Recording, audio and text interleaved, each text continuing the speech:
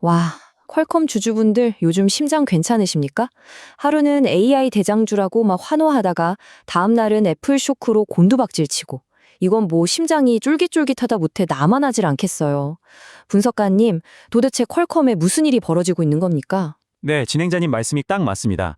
지금 시장의 관심이 가장 뜨거운 종목 중 하나죠. 왜냐하면 모두가 스마트폰 칩 회사로만 알던 퀄컴이 사실은 AI 시대의 새로운 통행료 징수원이 될 수 있다는 엄청난 기대감과 반대로 가장 큰 고객에게 뒤통수를 맞을 수 있는 그 공포감이 정면으로 충돌하고 있기 때문입니다. 오늘 그 충돌의 핵심을 데이터로 탈탈 털어 보여드리겠습니다. 이야, 바로 이겁니다. 이 그래프 좀 보세요. 투자자들 속이 까맣게 타들어가는 게 그냥 느껴지는데요. AI 기대감이라는 로켓을 탔다가 애플이라는 거대한 먹구름을 만나는 이 상황. 이 변동성의 진짜 이유가 대체 뭔가요? 이 변동성은 정확히 퀄컴이 가지는 두 얼굴 때문에 나타나는 현상입니다. 한쪽 얼굴은 모든 기기 안에 작은 뇌를 심어주는 온디바이스 AI 혁명을 이끄는 구세주의 모습이고요. 다른 한쪽 얼굴은 애플 리스크라는 어두운 그림자에 휩싸인 위태로운 왕의 모습이죠. 오늘 분석은 이 두 얼굴 중에 과연 어떤 게 진짜 퀄컴의 모습일지 찾아가는 과정이 될 겁니다. 그래서 오늘 저희가 할 일은요, 이 질문에 대한 답을 찾아가는 여정이라고 보시면 됩니다. 먼저 퀄컴이 왜 정체성 위기에 빠졌는지 그 근본 원인부터 진단하고요. 그 다음엔 이 회사가 실제로 돈을 버는 구조는 어떤지 그 금고문을 한번 활짝 열어보겠습니다. 그리고 이 금고를 지키는 성벽, 즉 경제적 해자에 균열은 없는지 샅샅이 살펴본 뒤에 이 모든 걸 종합해서 투자자분들이 가장 궁금해하실 세 가지 미래 시나리오를 제시해드리겠습니다. 아니 분석가님, 첫 단어부터 너무 센 거 아닙니까? 정체성 위기라니요? 스마트폰 칩 하면 그냥 퀄컴인데 무슨 위기식이나 좀 과한 표현 아닌가요? 아닙니다, 진행자님. 이게 지금 퀄컴의 현실을 가장 정확히 꿰뚫는 표현입니다. 스마트폰의 심장이라는 그 화려한 왕관의 무게가 이제는 너무 무거워졌기 때문인데요. 그 이유를 결정하는 세 가지 거대한 힘을 지금부터 보여드리겠습니다. 퀄컴의 미래는요, 딱 이 세 가지 힘이 어떻게 싸우느냐에 달려있다고 보시면 됩니다. 첫째, 탈스마트폰, 즉 자동차와 사물 인터넷이라는 새로운 엔진을 얼마나 빨리 키우느냐의 문제. 둘째, 온디바이스 AI라는 이 거대한 파도에 서핑보드를 타고 올라탈 수 있느냐의 문제. 그리고 마지막, 이게 가장 치명적인데요. 바로 내부의 적입니다. 내부의 적요? 그게 누군데요? 바로 퀄컴에 가장 많은 돈을 안겨주는 최대 고객, 애플입니다. 비유하자면 가장 비싼 월세를 내는 초우량 세입자가 갑자기 칼 들고 이 집 내놔! 하고 덤비는 꼴이죠. 이 세 가지 변수가 퀄컴의 미래를 결정합니다. 알겠습니다. 그 무서운 얘기는 잠시 후에 듣고요. 일단 투자자로서 제일 궁금한 거, 돈? 돈은 잘 벌고 있습니까? 돈 찍어내는 기계 한번 까서 보여주시죠. 좋습니다. 자, 이게 퀄컴의 금고 아닙니다. 보시면 크게 사업부가 두 개죠. 몸통에 해당하는 QCT, 즉 반도체 칩을 직접 만들어서 파는 사업이 매출의 85% 이상을 차지하고요. 나머지 14.5%가 바로 QTL, 특허 사용료를 받는 사업입니다. 아니, 14.5%면 비중이 너무 작은 거 아닌가요? 이게 그렇게 중요한가요? 매출 비중은 작아 보이죠? 근데 여기가 진짜 알짜배기, 황금알을 낳는 거위입니다. 왜냐? 칩하는 QCT는 영업이익률이 한 20%대인데 이 특허 장사 QTL은요, 영업이익률이 거의 70%에 육박해요. 이건 뭐 그냥 가만히 앉아서 돈을 쓸어 담는 구조라고 보시면 됩니다. 퀄컴 이익의 핵심 원천이죠. 자, 그럼 덩치가 제일 큰 QCT 사업부터 한번 뜯어볼까요? 핵심인 스마트폰 칩 매출은 보시는 것처럼 꾸준히 잘 성장하고 있습니다. 여전히 퀄컴의 든든한 캐시카우 역할을 하고 있죠. 아니, 이렇게 잘 크고 있는데 뭐가 문제라는 거예요? 이 정도면 효자노로 톡톡 치하는 거 아닌가요? 바로 성장률입니다. 속도가 예전 같지 않다는 거죠. 예전처럼 폭발적인 성장은 이제 끝났다. 이게 시장의 냉정한 평가입니다. 즉, 이 효자가 언제까지 집안을 먹여 살릴 수 있을지 불투명해진 거예요. 그래서 퀄컴이 다른 자식들에게 눈을 돌리기 시작한 겁니다. 그래서 퀄컴이 눈을 돌린 첫 번째 새로운 자식이 바로 이 자동차입니다. 이 그래프 성장세 좀 보세요. 이건 뭐 거의 수직 이륙 수준이죠. 불과 2년 만에 매출이 2배 이상 뛴 겁니다. 와, 자동차 칩 시장이 이렇게 뜨거운가요? 네, 자동차가 이제 그냥 바퀴 달린 거대한 스마트폰이 되어가고 있잖아요. 스마트폰 두뇌 만들던 퀄컴한테는 완전히 새로운 기회의 땅이 열린 겁니다. 퀄컴의 다각화가 그냥 구호가 아니라는 걸 이 숫자가 똑똑히 증명하고 있는 거죠. 그리고 또 다른 기대주가 있습니다. 바로 사물 인터넷, IoT 부문인데요. 이건 그냥 스마트폰 빼고 우리 주변의 모든 전자기기에 퀄컴 칩이 들어간다. 이렇게 생각하시면 쉬워요. 스마트워치, PC, 공장 로봇 팔까지 말이죠.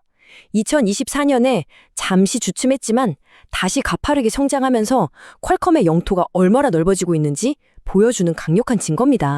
잠깐만요, 분석가님. 제가 지금 뭘 놓치고 있는 건가요? 지금까지 보여주신 숫자만 보면요. 이건 뭐 걱정할 게 하나도 없거든요.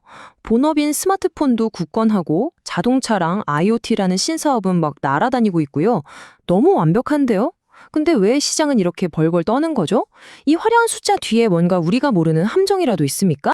바로 그겁니다. 진행자님께서 정확히 핵심을 찌르셨습니다. 겉보기엔 이렇게 완벽한 퀄컴이라는 성에요. 지금 아주 미세한 균열이 가기 시작했거든요. 지금부터는 겉으로 드러나지 않았던 그 균열, 즉 이 회사의 가장 강력한 무기이자 동시에 가장 치명적인 약점에 대해 말씀드리겠습니다. 퀄컴의 힘은 이 두 개의 기둥에서 나옵니다. QCT는 스마트폰이라는 자동차에 들어가는 엔진을 직접 만들어서 파는 엔지니어 집단이고요. 반면에 QTL은 뭐냐? 전 세계에 깔린 통신 고속도로의 톨게이트입니다. 그 위를 지나가는 모든 스마트폰에게 통행료를 받는 통행료 징수원이죠. 엔진도 팔고 통행료도 받고 이 이중 구조가 바로 퀄컴 제국을 지탱하는 비밀이었던 겁니다. 특히 이 통행료 사업, QTL이 진짜 무서운 게 뭐냐면요. 퀄컴이 4G, 5G 통신을 하는데 반드시 필요한 핵심 특코드를 그냥 싹 다 가지고 있다는 겁니다. 그럼 퀄컴 칩을 안 쓰는 회사도 돈을 내야 한다는 말인가요? 정확합니다.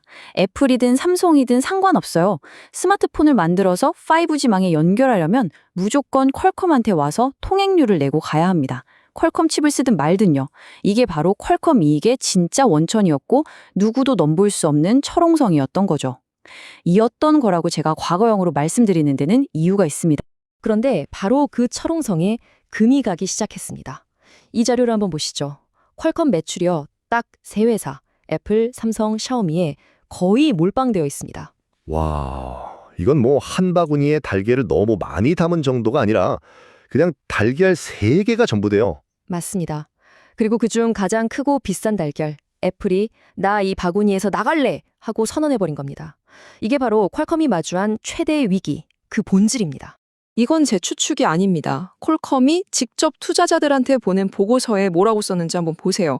애플이 자체 모뎀 칩 사용을 늘릴 것으로 예상하며 이는 우리 매출에 중대한 부정적 영향을 미칠 것입니다. 라고 자기들 입으로 실토를 했어요. 와, 회사가 공식적으로 우리 큰일 났어요 하고 인정한 거나 마찬가지네요. 이건 진짜 충격적인데요. 그렇습니다. 가장 믿었던 아군이 등 뒤에서 칼을 꽂은 격이죠. 퀄컴이라는 철옹성의 가장 두꺼운 벽이 지금 내부에서부터 무너지고 있는 겁니다. 이야, 이건 정말 등골이 오싹해지는 얘기네요. 자, 그럼 이 모든 기회와 위기를 다 고려했을 때 우리 투자자들은 앞으로 퀄컴의 미래를 어떻게 봐야 할까요? 분석가님이 보시는 가장 현실적인 3가지 시나리오 딱 정리해 주시죠. 첫 번째, 가장 행복한 시나리오죠. 낙관 시나리오입니다. 핵심 전제 조건은 온디바이스 AI가 그야말로 대박을 치는 겁니다. 너도 나도 AI 폰을 사겠다고 지갑을 여는 슈퍼사이클이 오고요. 동시에 자동차와 IoT라는 두 개의 새로운 엔진이 미친 듯이 돌아가서 애플의 빈자리를 채우고도 남는 그런 그림입니다. 만약 이 시나리오가 현실이 된다면 주가는 어떻게 되는 건가요? 그렇게 되면 퀄컴은 더 이상 단순한 스마트폰 부품주가 아니게 되는 거죠. 엔비디아처럼 AI 시대의 필수 인프라 기업으로 레벨업하면서 주가도 완전히 재평가받을 수 있습니다. 반대로 최악의 비관 시나리오는 말 그대로 제국의 붕괴입니다. 애플이 모뎀 칩 독립에 완벽하게 성공하고요. 이걸 본 삼성이나 다른 안드로이드 회사들이 애플도 하는데 우리도 퀄컴 없이 가자 하면서 줄줄이 탈취하는 겁니다. 설상가상으로 각국 정부가 퀄컴 니네 통행료 너무 비싸 하면서 규제의 칼날까지 들이댄다? 그럼 칩 사업과 특화 사업, 퀄컴을 떠받치던 두 개의 기둥이 한꺼번에 무너지는 최악의 상황이 올 수도 있습니다. 자, 마지막으로 현재 데이터를 가지고 봤을 때 가장 가능성이 높은 기본 시나리오입니다.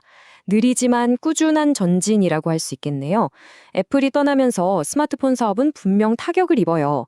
하지만 그 빈자리를 자동차와 IoT가 천천히 하지만 아주 확실하게 메꿔주는 그림입니다. 그럼 주가는 어떻게 될까요? 폭발적인 상승은 없겠죠. 하지만 그 막강한 특허 포트폴리오에서 나오는 안정적인 현금을 바탕으로 위기를 잘 관리하면서 서서히 체질을 개선해 나가는 겁니다. 주가 역시 큰 폭의 등락보다는 지금 수준에서 박스권을 그리면서 움직일 가능성이 가장 높다고 보고 있습니다. 결국 퀄컴에 대한 투자는 이 질문에 대한 본인의 답을 찾는 과정이라고 생각합니다. 애플 리스크라는 이 거대한 폭탄을 AI와 자동차라는 새로운 엔진으로 막아낼 수 있겠는가? 네, 오늘 분석을 들어보니까 퀄컴이 AI 시대의 새로운 거인이 될지 아니면 화려했던 모바일 시대의 유물로 남게 될지 정말 그 갈림길에 서 있다는 게 명확하게 느껴지네요. 오늘 분석가님이 제시해 주신 이 세 가지 시나리오가 시청자 여러분의 현명한 투자 판단에 아주 중요한 나침반이 되기를 바랍니다.